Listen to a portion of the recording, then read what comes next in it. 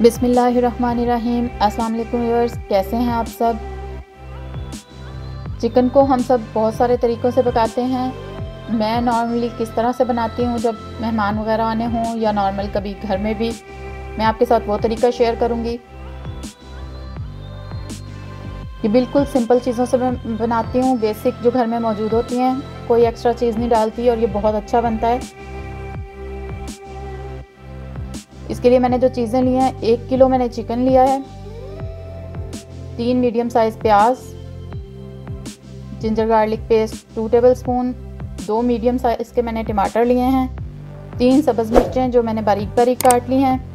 नमक और सूरख मिर्च अपने जायके के हिसाब से आप ले लें। हाफ़ टी स्पून हल्दी पाउडर है, 1 टेबलस्पून पिसा हुआ धनिया है मेरे पास, हाफ़ टी स्पून गरम मसाला, 4 टेबलस्पून मैं लूँगी दही और 1 टेबलस्पून लेमन जूस और ऑयल। तकरीबन हाफ़ कप ऑयल मैंने लेके उसमें अब मैं प्याज डाल लूँगी और इसको गोल्डन ब्राउन होने तक फ्राई करूँगी। मीडियम फ्लेम पे हम इसे गोल्डन ब्राउन करेंगे, बहुत तेज़ चूल्हे पे नहीं।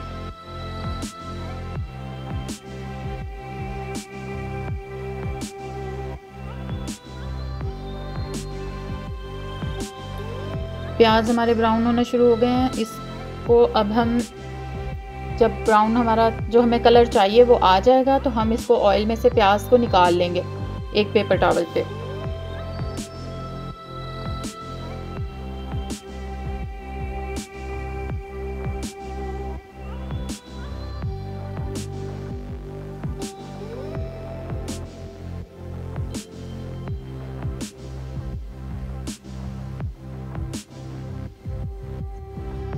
इस तरीके से प्याज हमने सारी निकाल लेनी है और उसके बाद जिंजर गार्लिक का पेस्ट 2 टेबलस्पून हम इसमें डालेंगे।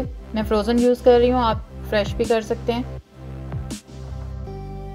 2-3 मिनट इसको अच्छी तरह भूनने के बाद जब इसकी अच्छी सी खुशबू आने लगे, हम इसमें सबसे पहले गोश्त शामिल करेंगे।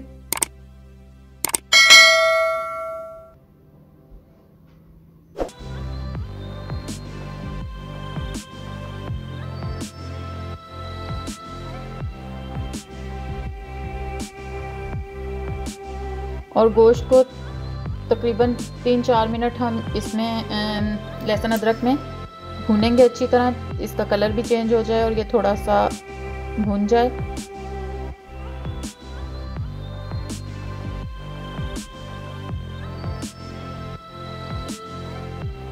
तकरीबन 4-5 मिनट भूनने के बाद अब हम इसमें टमाटर शामिल कर देंगे, साथ ही सब्ज़ मिर्चें कटी हुई मिक्स करेंगे अच्छी तरह।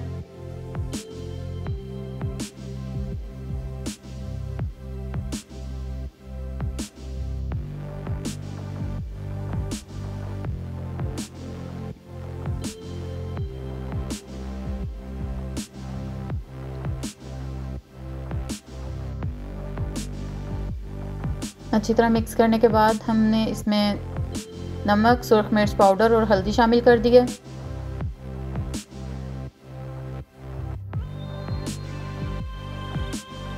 और जो हमने खुशक धनिया जो है उसको पीस के रखा था, उसमें से आधा हम इसमें अभी शामिल कर देंगे, आधा हम एंड पे बिल्कुल जब दम देंगे उसको शामिल करेंगे। और उसके बाद साथ ही हमने जो प्याज रखे हुए थे उनको हाथों से थोड़ा सा मसल के और उनको भी मैं इसमें शामिल कर दूंगी मसाले में। अच्छी तरह मिक्स करेंगे।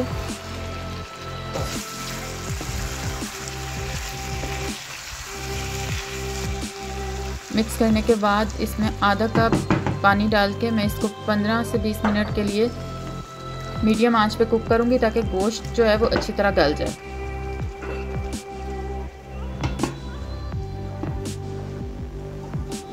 बाद पानी डाल के मैंने इसको तकरीबन 15 मिनट गोश्त गलने के लिए छोड़ दिया था। 15 मिनट के बाद आप देख सकते हैं कि गोश्त जो है वो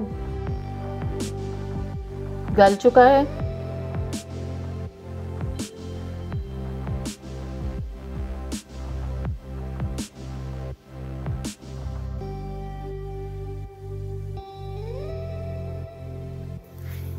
अभी इसमें थोड़ा थोड़ा सा पानी है, इसको हम अच्छी तरह भूनेंगे ताकि ये पानी खुश्क हो जाए और गोश्त का मसाला जो है वो भुन जाए।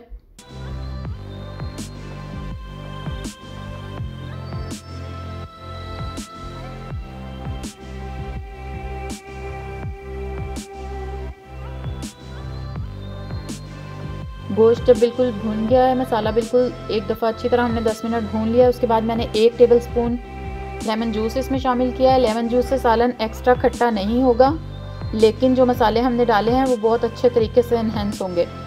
और उसको थोड़ा सा मिक्स करने के बाद हमने 4 टेबलस्पून दही जो है वो शामिल कर दिया।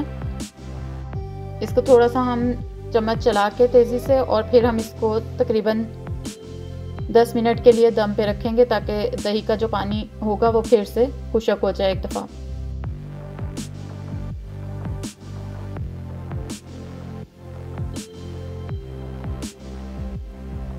इसको मीडियम फ्लेम पे हम 10 मिनट तकरीबन रखेंगे। तकरीबन 10 मिनट के बाद इसको हम दोबारा तेज़ आंच पे भून लेंगे, तब तक जब तक मसाला बिल्कुल भुन जाए। हल्का हल्का घी जो है वो मसाले से अलग हो रहा है। इसको हम तेज़ आंच पे अच्छी तरह, जितना हमें टाइम लगे 3 मिनट 4 मिनट, इसको अच्छी तरीके से हम भून लेंगे। और उसके बाद अगर आप चाहें तो आप इसको बिल्कुल ऐसे भी सर्व कर सकते हैं, लेकिन मैंने इसमें सिर्फ आधा कप पानी का मिलाया है ताकि जो मसाला है वो थोड़ा नरम हो जाए।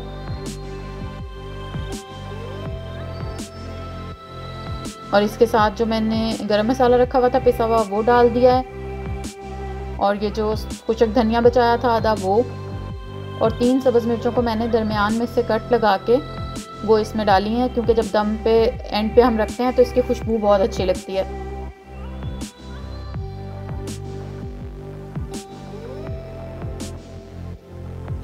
अब इसको हम सिर्फ 2 से 3 मिनट दम पे रखेंगे ताकि ये जो चीज़ें हमने डाली हैं अच्छे तरीके से खुशबू इनकी मसाले में आ जाए। और बस हमारा सालन बिल्कुल तैयार है। इसको हम डिश आउट कर लेंगे।